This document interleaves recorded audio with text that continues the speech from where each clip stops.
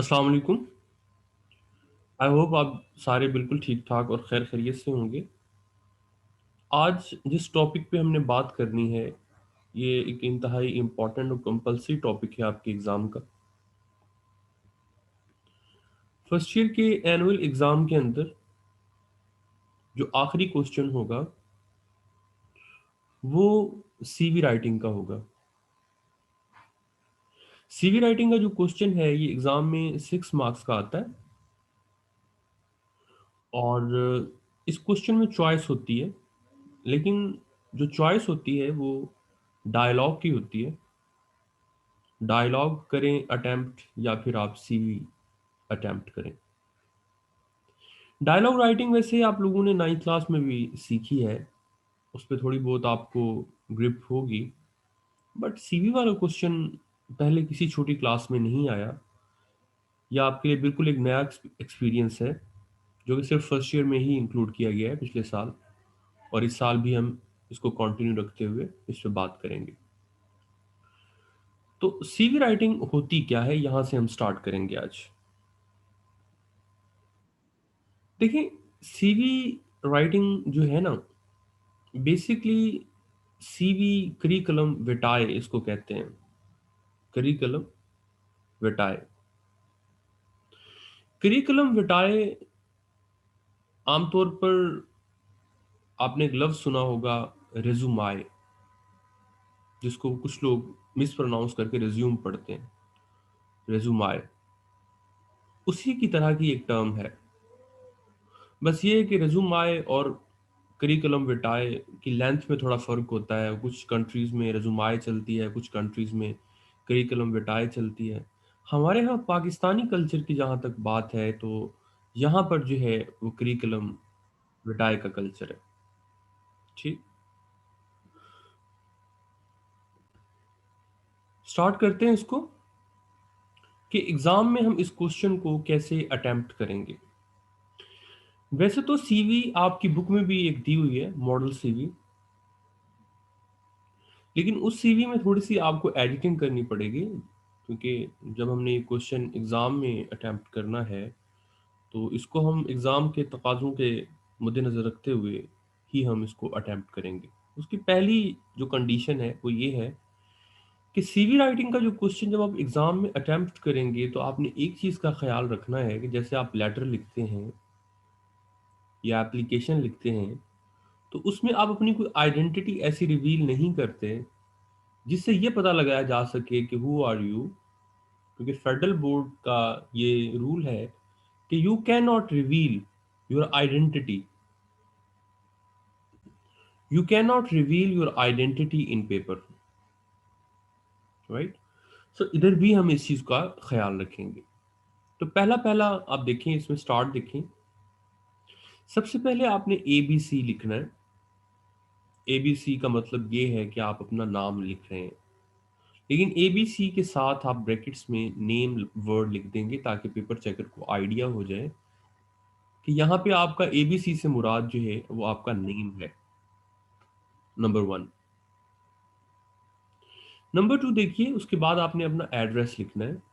तो एड्रेस भी आप अपना एक फर्जी एड्रेस लिखेंगे, जैसे मैंने यहाँ पे लिखा हुआ है, LMN sector, Islamabad. City name लिख दें, उसमें कोई मुजायका नहीं है, लेकिन ये है कि आप सिटी के नेम के साथ जो बाकी चीज़ें हैं वो आप फर्जी लिखेंगे।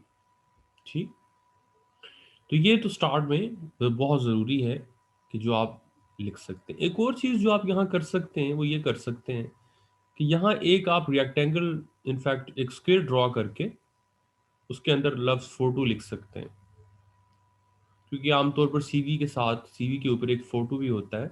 तो फ़ोटो ज़ाहिर है, एग्ज़ाम के अंदर फ़ोटो आप बना तो नहीं सकते, ना चिपका सकते हैं। तो वैसे इसके अंदर आप एक ऐसा करें कि इतने से एरिया में आप एक स्क्वायर ड्रॉ करें। ठीक, उस स्क्वायर के ऊपर आप लिख दें फ़ोटो, जिससे पता लग जाएगा कि ये आपने जगह स्पेसिफ़ाई की है फ़ोटो के लिए, और आपको पता है कि सीवी के ऊपर फ़ोटो भी आजकल लगाया जाता है। ठीक है? तो यहाँ तक तो ये पहली इसकी लाइन हो गई। उसके बाद आपने स्केल से एक लाइन ड्रॉ करनी है, जैसे मैंने ये ड्रॉ की हुई है। ठीक? इसकी लेंथ थोड़ी वैसे यहाँ पे आगे पीछे है, बट आप इक्वल लेंथ जो है वो यहाँ पे ड्रॉ कर देंगे। लाइन ड्रॉ करके फिर आपने 4 चीज़ें यहाँ पे लिखनी है। सबसे पहले आप लिखेंगे date of birth. Date of birth भी आप एक सपोज की डेट ऑफ बर्थ डाल देंगे। फॉर एग्जांपल यहाँ आपने 00 डाल देना है, मंथ कोई भी डाल दें, और यहाँ पे फिर आपने ईयर में भी 000 डाल देना है। ठीक। नेशनैलिटी पाकिस्तानी लिखें। कांटेक्ट जहाँ तक है वो आप अपना फर्जी ही लिखेंगे। कांटेक्ट आपने अपना असल कांटेक्ट नहीं लिखना। पाकिस्तान का कोड 92 है, इस्लामाबाद का कोड 51 है, लेकिन उसके बाद आप बाकी जो डिजिट्स हैं वो आप 000 डाल दें।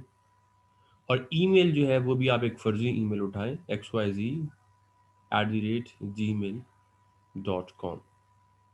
ठीक। तो यहाँ तक हमने कोई भी ऐसी इंफॉर्मेशन नहीं दी जो हमारी आइडेंटिटी रिवील करे, लेकिन हमने ये भी बता दिया कि सीवी में ये चीज़ें स्टार्ट में ही इम्पॉर्टेंट होती हैं। उसके बाद देखिए, उसके बाद ऑब्जेक्टिव है। ऑब्जेक्टिव, मैंने यहाँ पर एक जो ऑब्जेक्टिव लिखा है ये एक जनरलाइज्ड स्टेटमेंट है। ये आप हर सीवी के साथ लिख सकते हैं।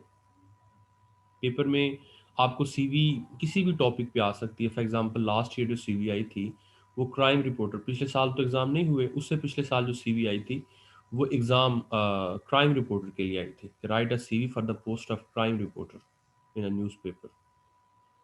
अब हो सकता है टीचिंग के लिए आ जाए, हो सकता है बैंक मैनेजर के लिए आ जाए, मुख्तलिफ टॉपिक्स हैं ना। हो सकता है अकाउंटेंट के लिए आ जाए, हो सकता है इंजीनियर के लिए आ जाए। राइट, किसी टॉपिक पे भी आ सकती है। तो किसी टॉपिक पे भी आ जाए, यहाँ तक हमारी ये इंफॉर्मेशन सेम रहेगी।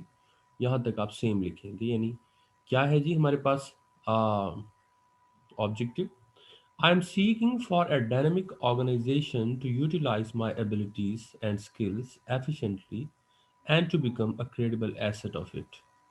मतलब आप किसी भी पोस्ट के लिए अप्लाई कर सकते हैं, तो ये ऑब्जेक्टिव जो है उसमें चल सकता है। उसके बाद आपने 4 कॉलम बनाने हैं। बनाने तो नहीं है कॉलम, आप बेशक ना बनाइए, बनाना चाहते हैं तो फाइन, वरना उस पेज पे ऐसे भी लिख सकते हैं जैसे मैंने लिखा हुआ है। मेन हेडिंग दीजिए एकेडमिक की। एकेडमिक के नीचे 4 सब हेडिंग्स आएंगी। क्वालिफिकेशन, उसके पैरेलल ईयर ऑफ पासिंग, उसके पैरेलल सीजीपीए, और उसके पैरेलल यूनिवर्सिटी या फिर बोर्ड। आपने जो अपनी क्वालिफिकेशन है वो डिसेंडिंग ऑर्डर में लिखनी है। जो आपकी लेटेस्ट क्वालिफिकेशन है वो आप सबसे पहले लिखें। यानी अगर आपने एमफिल कर रखा है इंग्लिश में या किसी सब्जेक्ट में, तो आप सबसे पहले अपना एमफिल लिखें, वो आपकी लेटेस्ट क्वालिफिकेशन है। ये सीवी जो है ये बेसिकली टीचिंग की जॉब के लिए तैयार की गई है, ये जो मॉडल सीवी है। तो इसलिए इंग्लिश टीचिंग के लिए स्पेसिफिकली, तो इसलिए इसमें जो क्वालिफिकेशन लिखी गई है वो एमफिल इंग्लिश लिंग्विस्टिक्स लिखी गई है। अब अगर आप इंजीनियरिंग एज एन इंजीनियर कहीं अप्लाई कर रहे हैं तो जाहिर है आप बीएस इंजीनियरिंग डाल सकते हैं, बीएससी इंजीनियरिंग डाल सकते हैं। अगर आप कहीं बैंक मैनेजर के लिए अप्लाई कर रहे हैं तो आप एमबीए डाल सकते हैं। लाइक आपकी क्वालिफिकेशन जो आपको सीवी दी जाएगी उसके अकॉर्डिंग होनी चाहिए। राइट। सो एमफिल इंग्लिश लिंग्विस्टिक्स। उसके बाद ईयर ऑफ पासिंग डालना है आपने। ईयर ऑफ पासिंग आपने थोड़ा केयरफुल होकर इसलिए डालना है कि ईयर ऑफ पासिंग जो करंट ईयर चल रहा होगा। फॉर एग्जांपल यहाँ तो मैंने 2018 डाला है, 2 साल का गैप रख के। मतलब आपने एमफिल किया 2018 में और 2 साल से हो सकता है आप कहीं जॉब कर रहे हो। ठीक। तो जून 2015 अगस्त 2018 ईयर ऑफ पासिंग है। फिर आपने ये लिखना है कि उसकी उसकी अंदर सी जी पी ए कितनी है। Total C G P A 4 होती है, तो उसमें आपने 3.1 एक reasonable C G P A लिख दी। यूनिवर्सिटी का नाम लिखने की ज़रूरत नहीं है, उसमें आप ABC इस्लामाबाद यूनिवर्सिटी की जगह पे लिख दीजिए। फिर उससे नीचे वाली क्वालिफिकेशन BS इंग्लिश होता है, फिर उसका ईयर आपने लिखा, फिर उसकी CGPA लिखी। आ, उसके बाद आपने FBISC, इनफैक्ट यहाँ पे गलती की है, यहाँ पर FBISC नहीं आना चाहिए, क्योंकि BS इंग्लिश जो है ये भी कोई ना कोई यूनिवर्सिटी ही करवाती है। तो इधर हम लिख देते हैं ABC इस्लामाबाद। ठीक।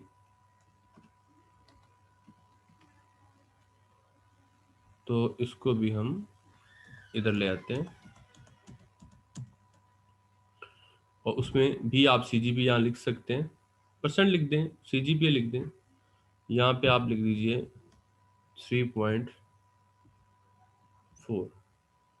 ठीक। और उसके बाद इंटरमीडिएट यानी आपकी FSC, उसका ईयर लिखा आपने, फिर उसकी परसेंटेज।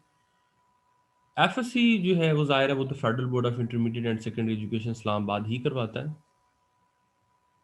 और इसी तरह मैट्रिक वो भी आपका वही करवाएगा। यहाँ भी आप इस्लामाबाद अगर लिख दें तो कोई मज़ायका नहीं है। ठीक। तो ये आपका इंटरमीडिएट हो गया। उसके बाद आपका मैट्रिक हो जाएगा। मैट्रिक में भी आपने यही लिखना होगा कि वो भी आपने federal board of intermediate and secondary education Islamabad से ही किया होगा, तो वो लिखिए फिर आप। ठीक। उसकी परसेंटेज भी आपने लिख दी। यहाँ आपका एक इम्पॉर्टेंट सेक्शन जो है वो CV का डन हो गया कि आपकी क्वालिफिकेशन क्या है, जो कि एक बड़ी इंपॉर्टेंट रिक्वायरमेंट होती है किसी भी CV जॉब के लिए।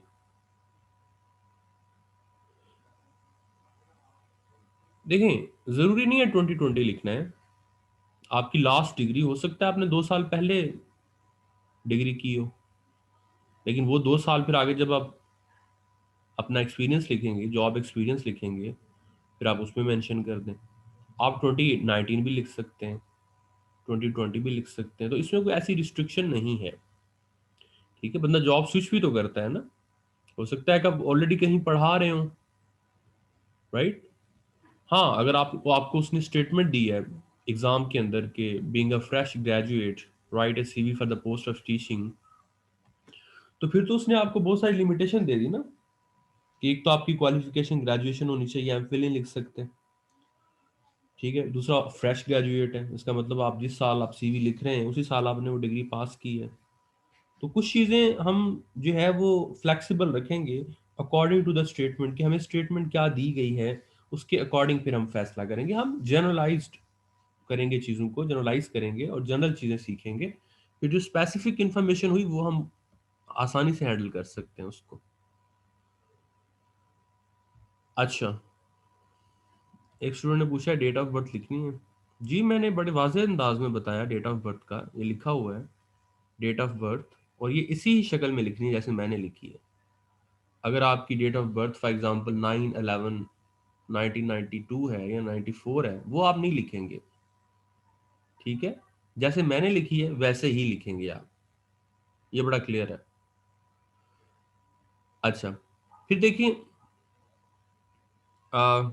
Research work. रिसर्च वर्क जो है ये भी एक इम्पॉर्टेंट पार्ट होता है CV का। रिसर्च वर्क होता क्या है? दरअसल जब आप मास्टर करते हैं या MPhil करते हैं तो आप किसी ना किसी टॉपिक के ऊपर कोई थीसिस लिखते हैं, कोई रिसर्च आर्टिकल लिखते हैं, एक अपना रिसर्च वर्क करते हैं। ये जब आप मास्टर करेंगे या MPhil करेंगे जब किसी अच्छी यूनिवर्सिटी से, तो then you will come to know. और अगर आप MBBS कर रहे हैं तो MBBS में सम टाइम करवाते हैं, पाकिस्तान में इतना नहीं होता, लेकिन आगे FCPS में लाजमी होता है रिसर्च वर्क। तो इसी तरह मतलब ये रिसर्च वर्क होता है। तो रिसर्च वर्क की हेडिंग देकर आपने CV में कोई एक रिसर्च वर्क फर्जी आपने लिख देना है। ठीक। अगर फॉर एग्जांपल टीचिंग की जॉब के लिए है और प्रिसाइजली इंग्लिश टीचिंग की जॉब के लिए है, तो मैंने एक ये टॉपिक लिख रखा है grammatical variation in Pakistani English. ठीक। तो ये एक रिसर्च वर्क हो सकता है। उसके बाद है जी एक्सपीरियंस। एक्सपीरियंस की मैंने जो हेडिंग दी है यहाँ पे दी है एट वर्क। लाइक आपका एक्सपीरियंस क्या है? तो देखिए मैंने क्या एक्सपीरियंस लिख रखा है, नोटिस कीजिए कि यहाँ पे मैंने अपनी क्वालिफिकेशन कहाँ फिनिश की, 2018 में मैंने MPhil किया। तो मैंने अपना जो लेटेस्ट एक्सपीरियंस है वो सबसे पहले डाला हुआ है कि 2018 के बाद से, यानी जब मैंने MPhil किया टू डेट तक, आज की डेट तक मैं क्या कर रहा हूँ। I am working as an English lecturer in LMN college at HSSC level. ये एस आना चाहिए था यहाँ पे।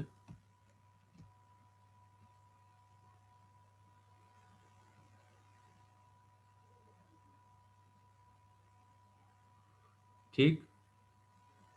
उसके बाद देखिए 2015 से लेकर 18 तक मैं क्या किया, I worked as a lecturer English in ABC college at HSSC level. तो 15 तक जो है वो मैंने 15 से 18 तक जो है वो मैंने एक और इंस्टीट्यूशन में पढ़ाया। इसी तरह 15 कोई कोई ये कोई बनता है कोई 6 माह का अरसा।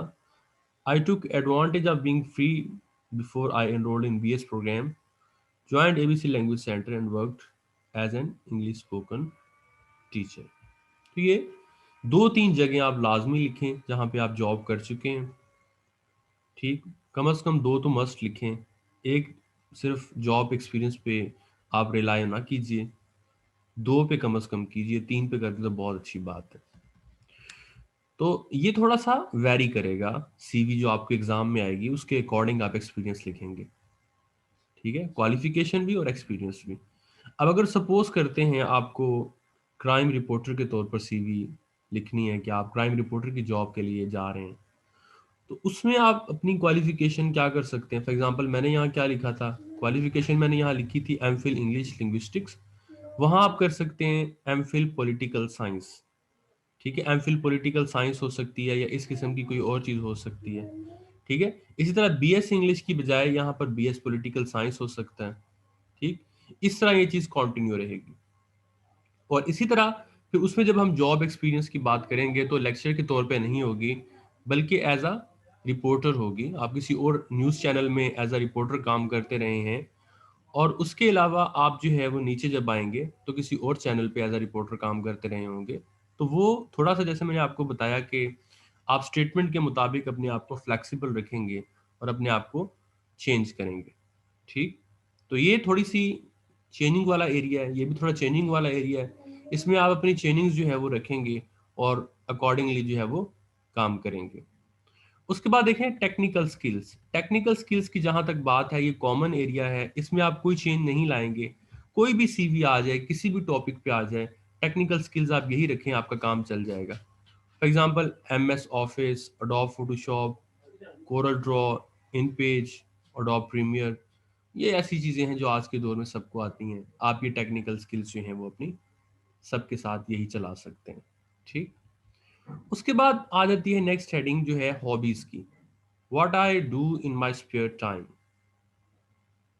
इस हेडिंग से मैंने इसको लिखा है। ठीक, अच्छा, एक स्टूडेंट ने पूछा है कि सर अगर फ्रेश ग्रेजुएट है तो रिसर्च वर्क नेसेसरी है। हाँ देखें, अगर आप फ्रेश ग्रेजुएट हैं तो रिसर्च वर्क ग्रेजुएशन जब आप कर रहे होंगे तो यूनिवर्सिटी करवाती है आपको, वो जॉब में नहीं करते। मतलब ये नहीं होता कि आप जॉब कर रहे हैं वहां रिसर्च वर्क कर रहे हैं। तो research work is related to your university, so you can write research work even if you are fresh graduate, right? अच्छा, एक और स्टूडेंट ने पूछा है sir the example you gave earlier of fresh graduate, उसमें research work and job experience की heading blank छोड़ देंगे? नहीं, जैसे मैंने अभी बताया रिसर्च वर्क तो उसमें भी आएगा। हाँ, आप अगर जॉब एक्सपीरियंस की बात करते हैं तो वो आप जो है वो आप लिख सकते हैं कि नो एक्सपीरियंस। ठीक, ब्लैंक मत छोड़िए, आप लिख दीजिए नो एक्सपीरियंस, राइट। अच्छा, तो what I do in my spare time, मैंने वैसे यहाँ पे लिखा है I am an athlete and football is my favourite sports. I have recently started attending different musical concerts to teach myself to play the guitar. अब ये भी ऐसे ही मैंने लिखती हैं स्पेयर टाइम में आप क्या करते हैं। तो ये आप यही भी लिख सकते हैं, आप अपनी कोई भी हॉबी जो है वो भी लिख सकते हैं, राइटिंग लिख सकते हैं। ठीक है, आप ब्राउजिंग लिख सकते हैं, आप राइटिंग के अलावा मतलब कोई भी ऐसी हॉबी जो आप रियली करते हैं वो आप इसमें लिख सकते हैं, तो वो तो कोई मुश्किल नहीं है। समझ गए बात को। उसके बाद है जी रेफरीज। रेफरीज कहते हैं उन लोगों को जिनको आप जानते हैं और जो जिनको आप रेफर कर रहे हैं कि हाँ ये 2 शख्स या 3 शख्स वो लोग हैं जो मुझे जानते हैं और मेरे कैरेक्टर की, मेरी क्रेडिबिलिटी की जो है वो तस्दीक कर सकते हैं। आप इनसे बेशक पूछ लीजिए मैं कौन हूँ, क्या करता हूँ, वगैरह वगैरह। इनको कहते हैं रेफरीज। तो उसमें मैंने वैसे ये फर्जी डाले हैं दो, डॉक्टर ABC, उसका भी नाम लिखने की ज़रूरत नहीं है। उसके बाद lecturer in English department of LMN university Islamabad. देखिए, चूंकि ये CV मैंने लिखी है टीचिंग की जॉब के लिए, तो इसमें मैंने जो रेफरेंस निकाला है वो ज़ाहिर है अपनी जॉब से रिलेटेड ही निकाला है। अगर सपोज करते हैं ये CV हो क्राइम रिपोर्टर के लिए, तो आप लिख सकते हैं जी कि डॉक्टर ABC फॉर एग्जांपल, ना भी डालें डॉक्टर ABC, नो प्रॉब्लम, ठीक। और यहाँ मैंने लिखा है लेक्चरर इन इंग्लिश डिपार्टमेंट, आप लिख देंगे क्राइम रिपोर्टर इन LMN न्यूज़ चैनल। तो मेरे कहने का मकसद ये है कि इतनी सी फ्लैक्सिबिलिटी तो हमारे अंदर होनी चाहिए कि जो जॉब हमें कही गई है उस CV के अंदर, उसके अकॉर्डिंग हम थोड़ा सा चेंज लें, अपनी CV को मोल्ड कर लें और रेलेवेंट कर लें उसके अकॉर्डिंग, ठीक। अच्छा, एक स्टूडेंट ने पूछा है sir, can we write working on some basic skills learn from video games as a spare activities? Yes, आप हॉबीज में ये चीज़ें लिख सकते हैं। आप हॉबीज में फ्रीलांसिंग भी लिख सकते हैं। मैं फ्रीलांसर हूँ जी, मैं पार्ट टाइम वो करता हूँ, हॉबी है मेरी वो काम करना, एडिटिंग करता हूँ मैं, या whatever you want to write. What are possible topics जिन पे CV आ सकती है, एक और स्टूडेंट ने पूछा है। देखिए, पॉसिबल टॉपिक्स में एक तो यही है, सबसे फेवरेट टॉपिक तो टीचिंग का ही है, ठीक है। उसके अलावा बैंक मैनेजर का है, नंबर 2। नंबर 3 अकाउंटेंट का है, ये भी बड़ा इंपॉर्टेंट टॉपिक है। नंबर 4 रिपोर्टर का है, जैसे मैंने पहले बताया आपको, ठीक। एज अ रिपोर्टर आ सकती है, रिपोर्टर नहीं तो एडिटर आ सकती है, मतलब जर्नलिज्म से रिलेटेड कोई ना कोई जॉब आपको दी जा सकती है, बेशक वो एडिटर हो, बेशक वो रिपोर्टर हो, क्राइम रिपोर्टर नहीं तो स्पोर्ट्स रिपोर्टर। तो आपके पास ऐसी इंफॉर्मेशन होनी चाहिए कि जर्नलिज्म से रिलेटेड कोई CV है तो वो सब में चल जाए, ठीक। इसी तरह बैंकिंग से रिलेटेड है तो बैंकिंग में चल जाए, बेशक वो अकाउंटेंट हो या कैशियर हो या वट, ठीक।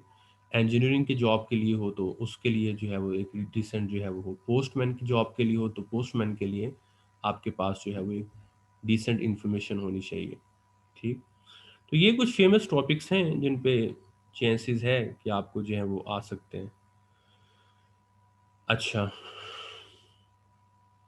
एक स्टूडेंट ने पूछा है कि for this year can we consider COVID-19 vaccinator as a topic too? या माइट बी कोविड-19 के लिए वैक्सीनेटर के तौर पर CV अगर आई है तो इट कैन बी। वरना कोविड-19 के ऊपर पॉसिबल है कि लेटर शायद आ जाए, ज़्यादा चांसेस इसके उधर हैं। और डायलॉग के ऊपर चांस है कि write a dialogue between two friends about कोविड-19, या प्रिसाइज कर सकता है कि carelessness of the people regarding कोविड-19, आई मीन कोई भी इस तरह का टॉपिक जो है वो आ सकता है। उसके बाद देखिए हमारे पास नेक्स्ट एक रेफरेंस मैंने यहाँ लिखा है, professor XYZ HOD of English department at LMN university Islamabad. Contact की वही स्ट्रेटजी रखिए, डिजिट्स डालिए 00 और उसको आप कंटिन्यू रखिए। असल कॉन्टैक्ट जो है वो आपने नहीं लिखना, क्योंकि असल कॉन्टैक्ट जो है वो आप उससे अवॉइड इसलिए करेंगे कि उससे आपकी आइडेंटिटी जो है वो रिवील होगी। तो एक ये चीज़ जो है वो आपने जहन में रखनी है, ठीक। तो इस तरह से कम दो रेफरेंसेस जो हैं वो आपके बहुत ज़रूरी हैं, क्योंकि जब तक ये दो रेफरेंस आप नहीं लिख देते, आपकी CV जो है वो इनकम्प्लीट है। ये हमारे पास आ गई एक CV का फॉर्मेट आ गया, ठीक। मैं फिर रिपीट करता हूँ कि CV 6 नंबर की आएगी आपके एग्ज़ाम में, और 6 नंबर की CV जो है वो मस्ट है, राइट। अच्छा,